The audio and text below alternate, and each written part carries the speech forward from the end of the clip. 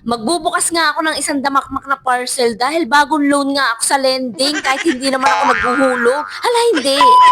So, eto na nga ang aking mga in-order na parcel. Huwag kayong mag-alala dahil puro gamit naman yan dito sa bahay. Ang sarap lang sa pakiramdam na pinaghirapan mo talaga yung pinambayad mo dito. Hindi kagaya ng iba dyan. Laging may bit-bit na maleta. Chari, sobrang OA. Sobrang saya ko talaga kapag nakakabili ako ng gamit sa bahay kasi ako yung babae na hindi maluho sa katawan. Gamit, grocery sa bahay, masaya na ako dyan. Kaya pag nakita nyo nga akong malungkot, abutan nyo lang ako ng 10,000, okay na ako dun. Hindi na para pahirapan pa kayo. Hala, hindi. At eto nga yung una kong binuksan, etong wall decor na parang umiilaw. Pangalawang order ko na nga to, sobra akong nagandahan sa effect niya na parang umiilaw. Kaya pinakamalaki na talaga yung in-order ko. 40 by 60 cm na nga to at marami silang available na design. Kung gusto mo rin yan, alam mo na kung saan hahanapin. Hanapin mo na lang yung link dyan sa Dorabox.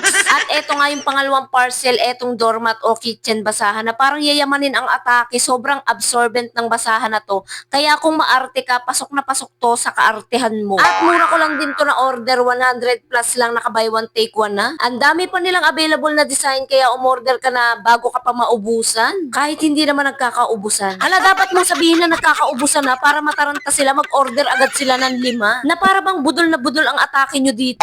Alam nyo yung totoong nagkakaubusan, yung sahod nyo kahit kakasahod nyo pa lang nagkakaubusan na. Na para bang sobrang OA ng mga bilihin dito sa Pinas. Hala, hindi ka nagkakamali. At eto nga yung pangatlo, sobrang hilig ko talaga sa makapuno kaya umorder ulit ako nito. Pag feeling ko nga napapagod na ako sa kakatrabaho, sinasabi ko talaga sa sarili ko na deserve mong bumili ng gusto mong pagkain. At isa nga itong makapuno sa magpapalamig ng ulo ko. Naka buy one take one na nga pala to at mura ko lang din to nabili. Kung gusto nyo nga, hanapin nyo na lang yung link dyan sa aparador. At eto na nga yung isa sa pinakamalaki kong parcel. My God, hindi to pre-sample. Talagang binili ko to galing sa bulsa ko. Hindi galing sa bulsa ng kapitbahay o hindi galing sa mga taxpayer. Hala, hindi. Sobrang OA mo na talaga. Upuan nga to guys para maging komportable na ako sa pag-i-edit ko. Kadalasan kasi nakadapa ako mag-edit. Eto na nga yung last na parcel na bubuksan ko at talagang bago ko ma-check out to, pinag-isipan ko muna siya ng 100 times. Hala, sobrang OA. Paano ba naman first time kong umorder ng lamesa? Kasi kadalasang lamesa namin pinagtagpi-tagping kahoy lang. Mga pinaglumaan ng kapitbahay, bigay lang ng tropa, kaya isa to sa small win ko ang makabili ng lamesa. Sobrang OA man sa iba pero wala akong pake.